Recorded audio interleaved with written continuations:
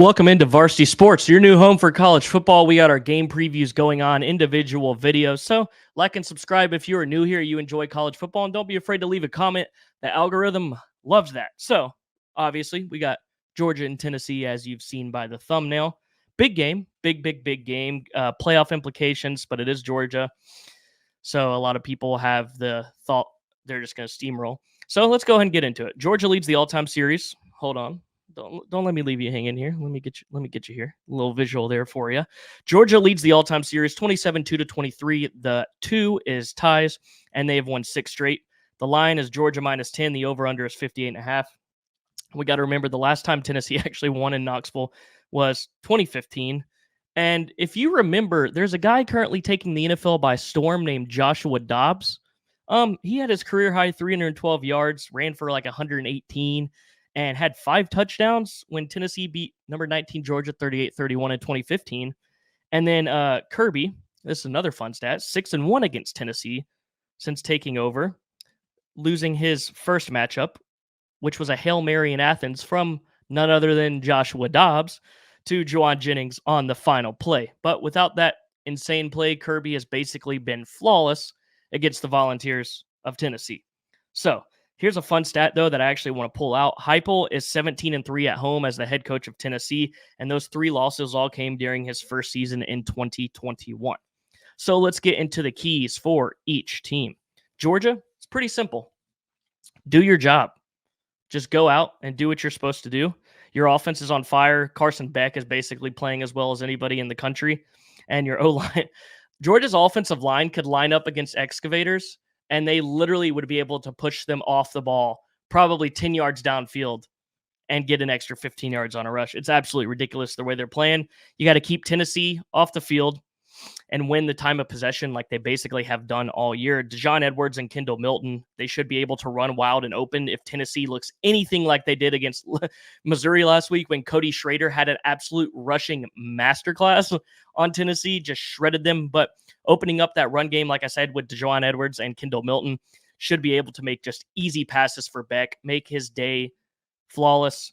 And I'm not really worried with this Georgia team. It seems that they're getting better every play of the season.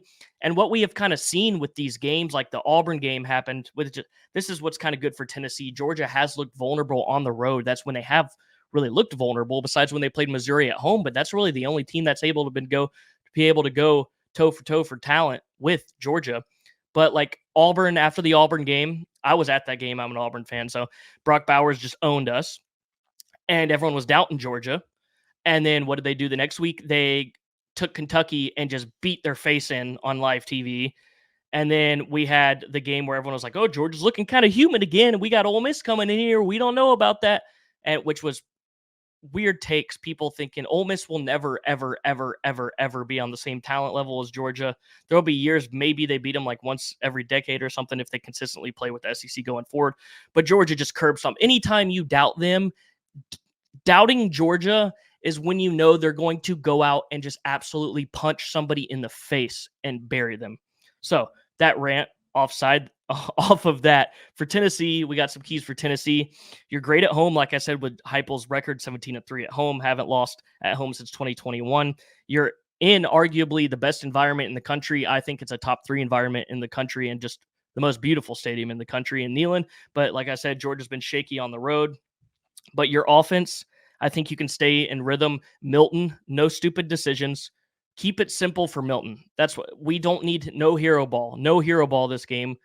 And the turnover, which really hurt Missouri. The key, you can't turn the ball over against Georgia. Obviously, you never want to turn the ball over, but no hero ball, no dumb turnover. You can't get gashed, like I said, with Cody Schrader.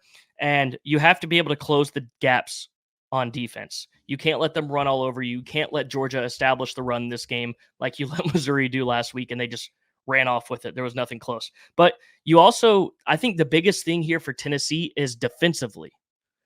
Tennessee has the opportunity to do something that my dog made an appearance. I think he's been in here the whole time.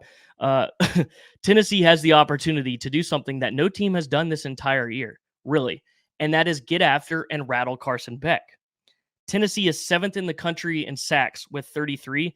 If you have even an opportunity to throw him off rhythm, you have a chance of creating this game with that absolutely insane environment. I mean, this is the best chance to see Carson Beck possibly be human. I mean, he's had a few mistakes, but he really hasn't gotten that rattled at all year, even on the road games when it was a struggle sometimes. And this is the chance that I think Tennessee has the opportunity to do something that we haven't really seen. But with that being said, the Dogs go into Neyland and they come away with the victory. I think they cover. And I'm sorry, Tennessee fans. It's a little rocky on the top this year, but last year was a great year. Things are building. Things are building. You got Nico. I was about to say building.